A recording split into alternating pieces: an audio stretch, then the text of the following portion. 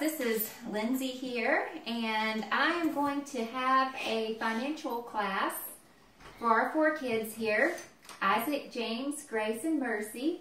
They range in age from 12 down to age 6, and I wanted to take some time this summer to teach these guys about money and how money works, because when I was growing up, I didn't get much of a foundation in finances, and I know my husband Daniel didn't either, and we feel like our lack of financial knowledge led to some problems early in our marriage, and it is our heart's desire and our passion to make sure that our children leave here with a firm financial foundation, how to be wise, how to manage money, and what the Bible has to say about money and how money works in general, so that they will leave here armed with all of the knowledge they need to win with money. So anyway, our first lesson I decided to do on compound interest, because I think that if you guys can understand compound interest, when Dad and I tell you need to save money, you won't think, oh man, why do I have to save money? Why can't I just buy the next overdrive attachment or the next Wii game? And, I don't want to just tell you to save money. I want to teach you why and show you why saving money is important and what it can do for your future. So today's lesson is going to be on compound interest. And what is compound interest? Compound interest is the interest paid on the principal amount of money and on the interest it has already earned. Now, principal means the original amount of money. So if you have $10 to invest, that's your principal amount. So anyway, I feel like, compound interest is so important to understand, and even the Bible, and it talks about compound interest. Yes, James? What is the difference between compound interest and simple interest? Simple interest is interest earned on the original amount. It's not interest earned on interest. Does that make sense? Yes, ma'am. Okay. So I found this verse in the Bible that I thought helped illustrate the importance of compound interest. It's taken from Proverbs 30:24 through 25. It says that 4 things on earth are small, yet they are extremely wise. Now, when I read 4 things, I thought about the 4 of you guys. You guys are small, but you are extremely wise, and you have the ability to be extremely wise with your money, even now at the age you are. It says, ants are creatures of little strength, yet they know to store up their food in the summer. Now, you guys know that right now you are in the summer. You are living at home, and you don't have any bills to pay, do you? No. So right now is a great time for you to start saving money. Okay, principal is your original amount. Interest is the charge for borrowing money. Did you know that the bank has to pay you to borrow your money? And interest is almost always represented in rates, like 10%, 5%. Yes, ma'am. Like this. Financial? What does Financial talk.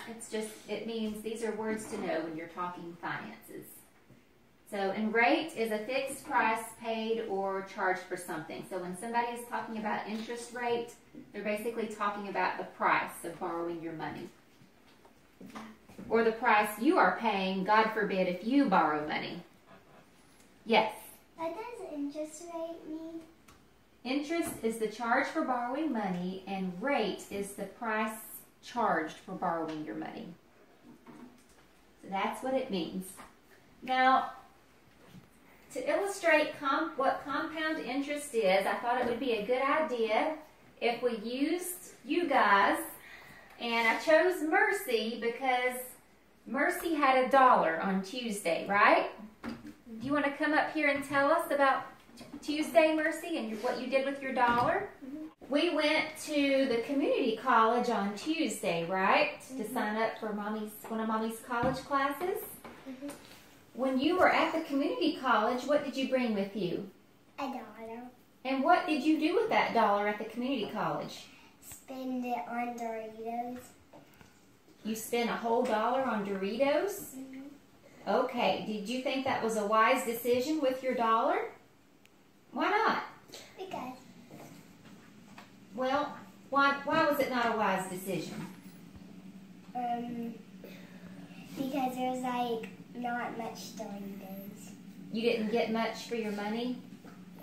You think there's something better you could have done with your money?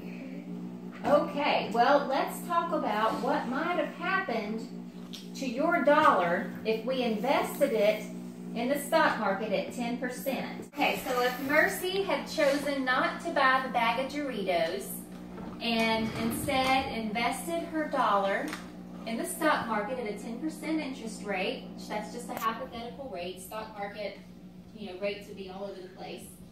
But if Mercy had invested her dollar at a 10% interest rate, then after 1 year, she would have $1.10.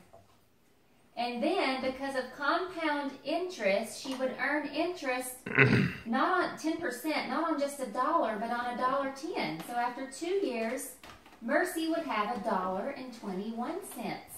So now she's going to earn interest, 10% interest on $1.21. So by year 3, she will have $1.33. Year 4, $1.46, and you get the picture. At the end of 10 years, Mercy's money has more than doubled because instead of $1 after 10 years, she has $2.59.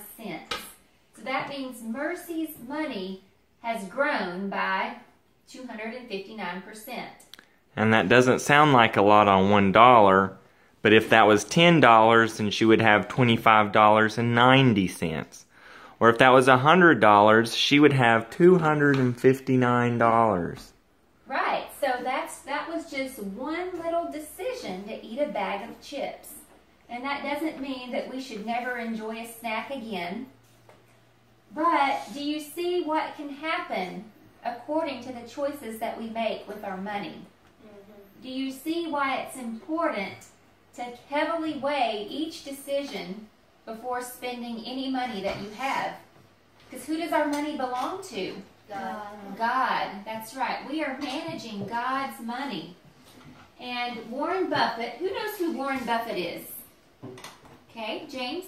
One of the most famous investors of all time. That's right. Warren Buffett is one of the most successful, maybe the most successful stock market investors of all time.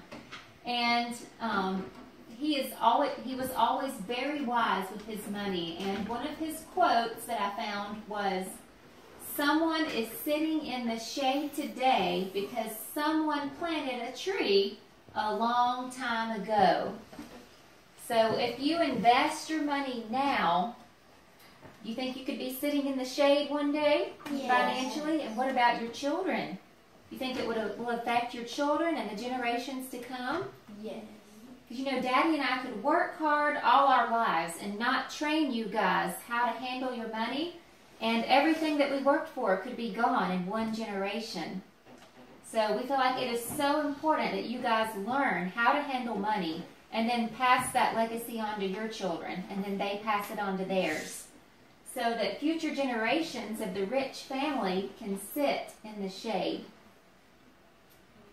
Okay.